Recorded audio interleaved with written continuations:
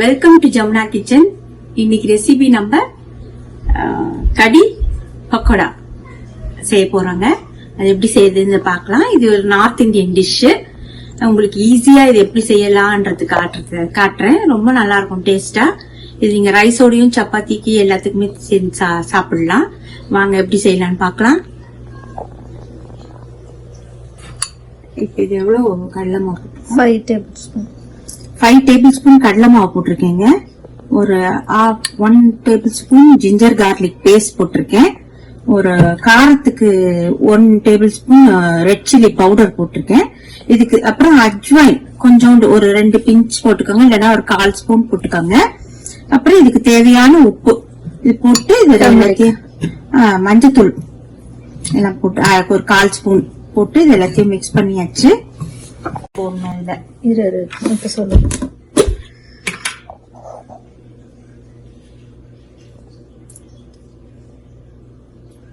ஒரு பெரிய ஸ்பூன், இது சின்ன ஸ்பூனால 2 ஸ்பூன் வரும். 2 ஸ்பூன் இதுல இது போட்டுக்கலாம். 2 ஸ்பூன் போட்டிருக்கேன், பெரிய ஸ்பூனு போட்டு இதை மிக்ஸ் பண்ண போறோம்.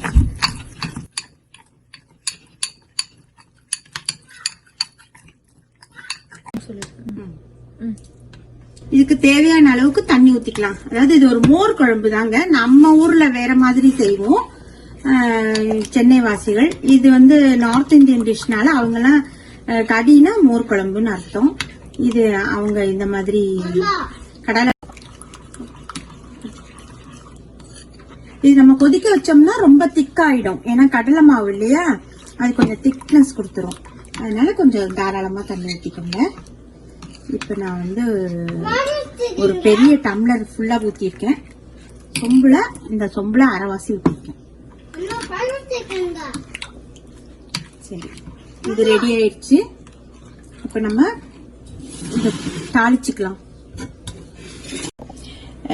மோர் குழம்பு வைக்கிறதுக்கு, இது நார்த் இந்தியன் டிஷ்னு சொன்னேன் இல்லையா, அந்த ஸ்டைல்ல வைக்கிறதுக்கு என்னென்ன தேவைன்னு திருப்பி சொல்லிடுறேன் நான் உங்களுக்கு திரும்பவும். இதுல வந்து என்னென்ன கலந்துருக்கேன் அப்படின்னா 5 ஸ்பூன் கடலை மாவு கலந்துருக்கேங்க.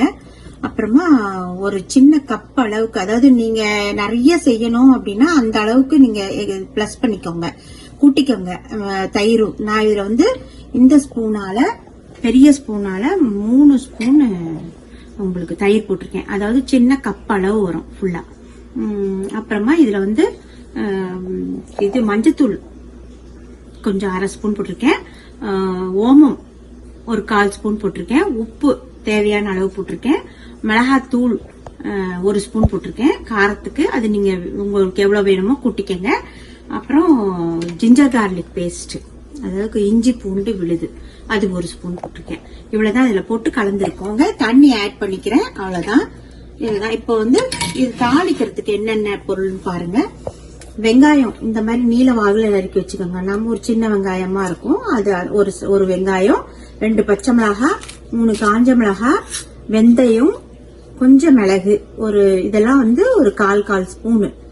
அப்புறம் இது பெருங்காயம், ஜீரகம் எடுக்கல.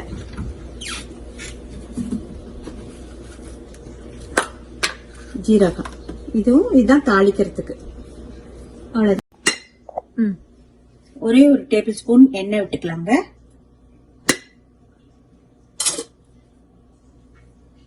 இப்ப நம்ம காயட்டும். காஞ்ச உடனே ஜீரகம் போட்டுக்கலாம் தாளிக்கிறதுக்கு.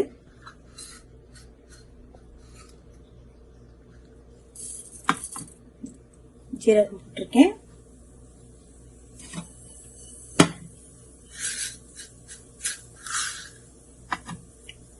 சும்மா ஒரு 1/4 ஸ்பூன் தாங்க வெந்தயம்.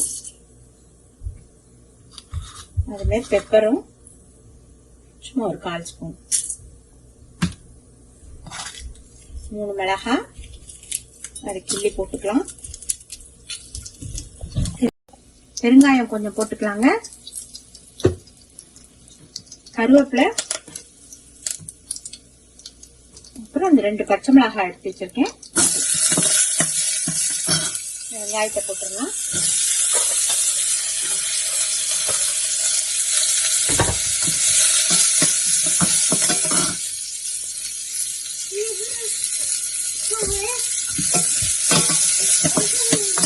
கொஞ்சம் டிரான்ஸ்பரண்ட் ஆகட்டும், அது வரைக்கும் நல்லா வதக்கணும்.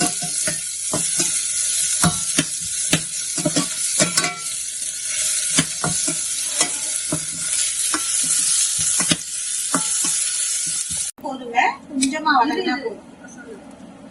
கொஞ்சமா வதங்கினா போதும், ரொம்ப செவக்கணும்னு அவசியம் இல்லை. இப்ப இதை எடுத்து ஊத்திடலாம். நம்ம கரைச்சி வச்சிருக்கோம் இல்லையா, அதை ஊத்த வேண்டியதுதான்.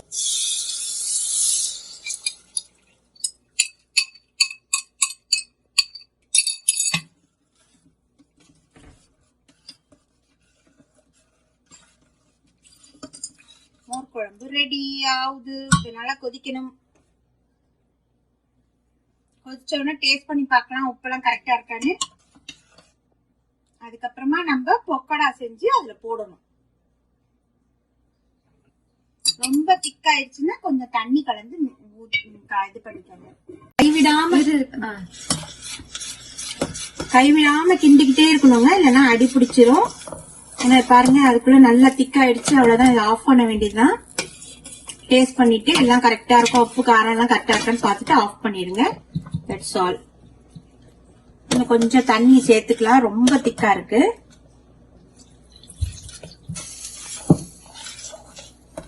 அந்த பக்கோடா போடணும் இல்லையா, அப்ப போடுறப்ப ஊறிக்கும், அதனால கொஞ்சம் தண்ணி சேர்க்கலாம். வெறுமனே இது மட்டும் அப்படின்னா நம்ம திக்காவே வச்சுக்கலாம். அவ்வளவுதான், ரெடி ஆயிடுச்சு. நம்ம இப்ப பக்கோடா எப்படி செய்யறதுன்னு பார்த்துட்டு அதை பொரிச்சு நம்ம இதுல போட வேண்டியதுதாங்க. அடுத்தது பார்ப்போம். இப்ப நம்ம கடி செஞ்சுட்டோங்க, பக்கோடா செய்ய போறோம். அதுக்கு தேவையான பொருட்கள் வந்து கடலை மாவு 1 கப்பு, இஞ்சி பூண்டு விழுது ஒரு ஸ்பூனு, வெங்காயம் சின்னதா சாப் பண்ணது 1 வெங்காயம், கொஞ்சம் மஞ்சத்தூள், மிளகாத்தூள் 2 பச்சை மிளகாய், அப்புறம் கொஞ்சம் பேக்கிங் சோடா 1 பிஞ்சு, அப்புறம் 2 ஸ்பூன் தயிர், மிக்ஸ் பண்றதுக்கு தயிர். இப்ப நம்ம கலந்துக்கலாம். கடலை மாவு போடுறேன், இஞ்சி பூண்டு பேஸ்ட், மஞ்சள் பொடி, கொத்தமல்லி, பச்சை மிளகாய், வெங்காயம். இவ்வளவு தேவைப்படாது, இந்த குவான்டிட்டி கொஞ்சமா தான் செய்யறேங்க. தயிர் 2 ஸ்பூன். நம்ம மிக்ஸ் பண்ணி பார்க்கலாம், தேவைப்பட்டதுன்னா நம்ம இன்னும் கொஞ்சம் ஆட் பண்ணிக்கலாம். உப்பு போட்டோம்னா போடல.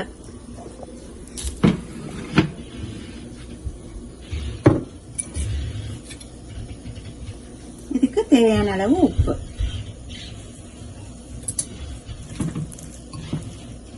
எண்ணெயை காய வச்சுக்கலாம். அதுக்குள்ள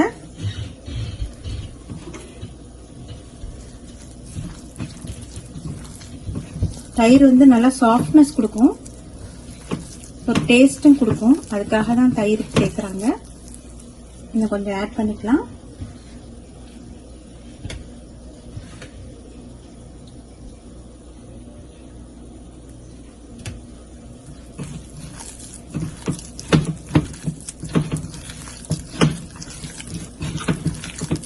கொஞ்சம் வாட்டர் ஆட் பண்ணிக்கலாம் நினைக்கிறேன்.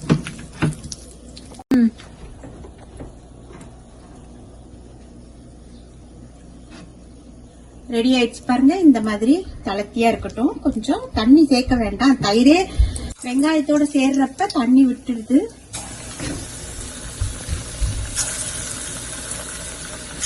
பக்கோடாக்கு இந்த ஷேப்பும் கிடையாது, ஷேப்லெஸ் தான். அதனால தாராளமா எப்படி வேணா போடலாம்.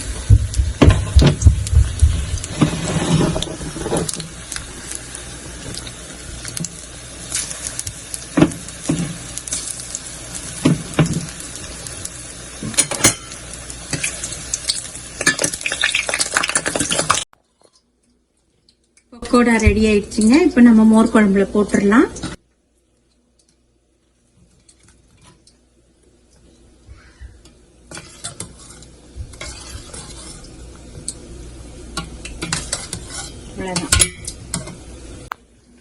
கடி பக்கோடா ரெடி ஆயிடுச்சு. இது ஒரு நார்த் இந்தியன் டிஷ்னு சொன்னேன், இது ட்ரை பண்ணி பாருங்க, ரொம்ப நல்லா இருக்கும். இந்த வீடியோ உங்களுக்கு பிடிச்சிருந்தா சப்ஸ்கிரைப் பண்ணுங்க. தேங்க்யூ.